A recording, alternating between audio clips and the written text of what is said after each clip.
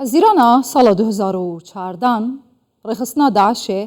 سه چارکن آخ عراق داگیر کرن. بچند صد کسین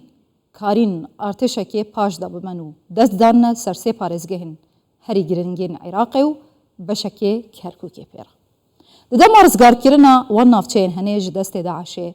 چه داعش او خلکی هنی و که مرتال بکار اینا ابو پرستنا خو چجی فروکین عراق و هف پیمانان او کربن آرمانج بصد هزاران خلق هاتا کشتن. اسیوشیتد پریس چه دبیجه زیادتر جه 110,000 بکیمی خلق ده اپراسیون رزگار کرنه دا هاتیه کشتن. خلق سیویل چه جه دسته وان هزین بو رزگار کرنه چوین چه جه دسته وان هزین کو داگیر کرنه ما بس جه داعشه.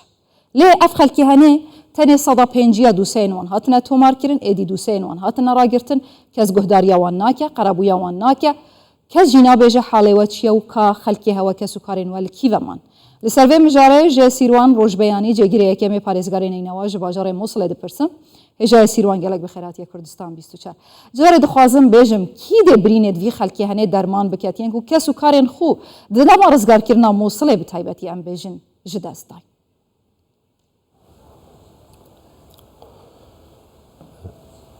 صلاة ولا برستان ولا بنيراني كردستان 24 طبعي تاكو اسما وكو بارزغاري نينو 14,000 معاملي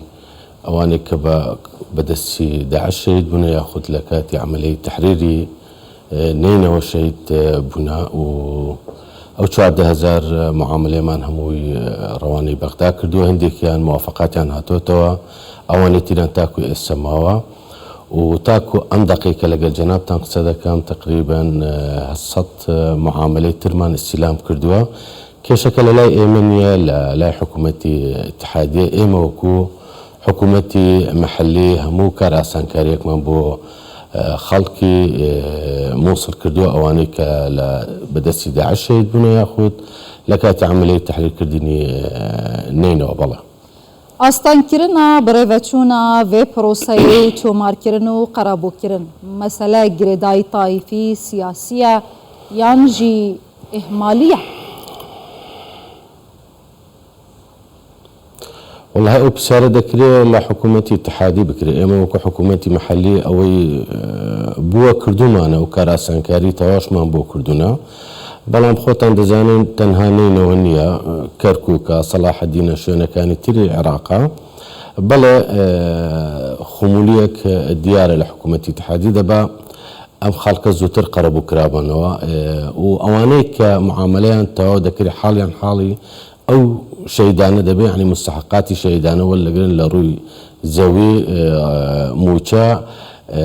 بلام ام تاخير بنا فعلا للايان حكومة الاتحادية اما وكو حكومتي محلي چندين جا لقال رئيس وزراء لقال وزير ناوخو لقال مؤسسي شهداء لبغداد قسمان كردو نسراو ما نارسا كردونا كوان ناكري اوها ببطئي ام معاملانا بريو بچن بلا باشه او خلقی که هند بیجن کیسین وان هاتنا تومار کرن قرابویا وان چبویا و بچرانگی دهنا قرابو کرن بلا و بگشتی او نهاتنا قرابو کرن لبها وسقالات كان سردانت كان هجمارا وان چنده تاكو إيسا إيما 14,000 معاملة من تواو كردو رواني بغداد من كردو لو 14,000 زيادة للنوايا قراوة توا وتاكو أمركش حصت معاملة ترمان إيما تواو كردو لشان روجي عند إن شاء الله أرسي بغداد كين وإيما همو داوا كاريا كان خلقك يك جار زور يعني زيادة ل 14,000 شهيد روجانا ام استقبالي همو او هولاتي انا دكين كوالكاتي شري داعش دا شهيد بنا ياخذ مالا ويران بوا قربيان ذكر القربوكش نفسي او قربواني كوا استحقاق الشهداء ولا قرين يعني الرواتب الشهيد عند دنا زويان بو ترخان ذكريه اواني ك اسا معاملات تو بابلن شهيدانا ولا قرين برنامجي شيء كوا زويان بيبدر بلا باشا بقشتي هي بقي مسقط راسي خوان بي عند دري بلا بقشتي عدالتك دفي مجارده هند بينن قالوا يعني جي قالك كسنه دي بيجا كاكوري من ديارا نزانا هاتيا كشتن يان هاتيا زندان كرن يان باوايك تول فكرني ممكن أن داعش نجد بردمانا نجد دا مرزقار كرين دا بلكي مسألة طائفي بيت طول فكرن بيتن يعني هیچ عدالتك للدوفتشونا فان كيسين هني هيا بأوايك جو أوايان دبيجن هما هاتنا رواستاندن خوي او تاخير بونا عدالتك كيسا برامبر ام خلق ذكر لنينوا خو تنزانينوا يكك بولو شارن كوا غورترين زريري بيجيشتو لكاتي شري داعش دا كاتي تحرير كردني نينوا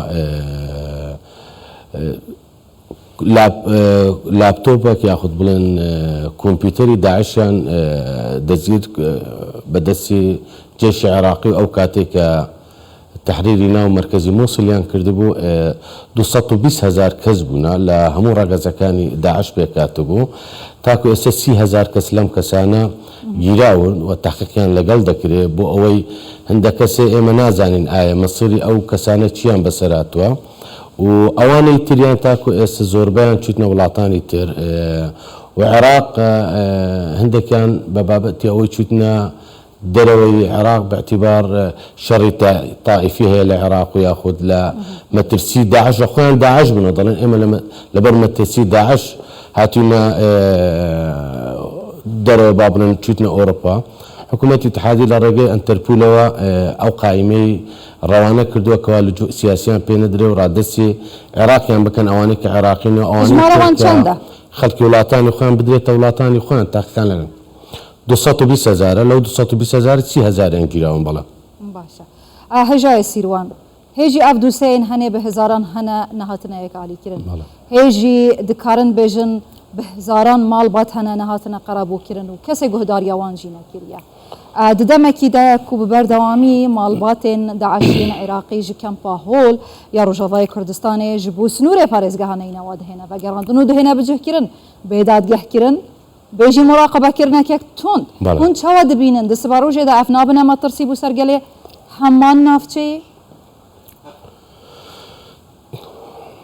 طبعا خوتان دزان هو اللي كلو كمبانا حرا ما ترسي دارا كان للدنيا لعالمها اما وكو حكومتي محلية بدايتها ديجي انبابة الراوسين قبل ما نكرت بلام خوتان زان اما اتفاق يقبل بيني المتحدة وعراق وحكومتي سوريا كرزمان دي درا اما وكو حكومتي محلي كان مرجك ما عندنا ابو سبارت بو عوائل دواعشانا اواني كدينا وخلقي موصلا مركز تهيلا كان بو دامن كنا كده عندك منال هنا لداكو بابك داعش اما كان صال لكامبي هولند طبيعي اما ترسي ترين كامبا لجهانا اما داوما كان مركز تهيلا كان بو دامن بو اويلا داهتو دا اندماج بكن لقى المجتمع وداواش ما كده اواني كخلقي نينا ونينا بقر انه سنوري خوان وكو كركوك وصلاح الدين والرمادي او شيء والله ميان فاسا نيزيكي تقريبا طبعا اوان لقال انبابه تبون اسا مركز تايله كي بلام ام مركز تايله براسي وكو بيوسني اما داوما كر مركزي كي دور بي للشار يعني للروي التعليمي للروي كوملايتي ام من ضالانا وين لي بكن بو اويل داهتو دا نبنا ما ترسي لسر والله ان شاء الله دوريتي تونتنيا لسر او بلا مركز تايلك لي هي بلام او تركيز والله ان شاء الله دوريتي تونتنيا لسر او كسانا وباشي ويكي قشتي خدمت كردن باشنيا خدمت گزارين نيا هاوكاري نيا لوي او خلق برنجك لرنجك كان آزاد كراون حتى خويا تيكلي مجتمع بكان برای تو اما هنگاوی که ما ترسیدار نیه لسر داهاتوی نوی تازه عراقی به تایبتی لو ناوچانه بالتأكيد ما ترسيدار دبي بلام اگر بيتو مركز تأهيلي كي باشان بودام دريتكو لابد امانة عراقيين ودبي بقرينوا منالشن اگر مركز تأهيلي كي باشان بودام دري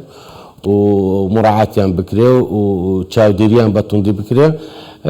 لداهتو دا من تصور دا كنت شكون عندك لما الله كان سواء لياتوا فكري دواعشان اصلا لنا نموا تدريسي دينيان بيددري تدريسي تعليميان بيددري شتي باشو خرابيان بو دائما رون دكانوا تكون دك منظمات الدوليشنا روجانا سيمينار ودورات بو دكانوا بو منالانا بلا gelek spas sîrwan rojbeyanî jêgirê بەڵام yekemê وەکو پێویست نییە بۆ ئێمە داوامان کرد belê kerem ke berdewam ke ئێمە وەکو حکوومەتی مەحەلی داوامان کرد بەرنامەکە پتەوتر بی بۆ ئەوەی بگەڕێنەوە ناو کۆمەلگا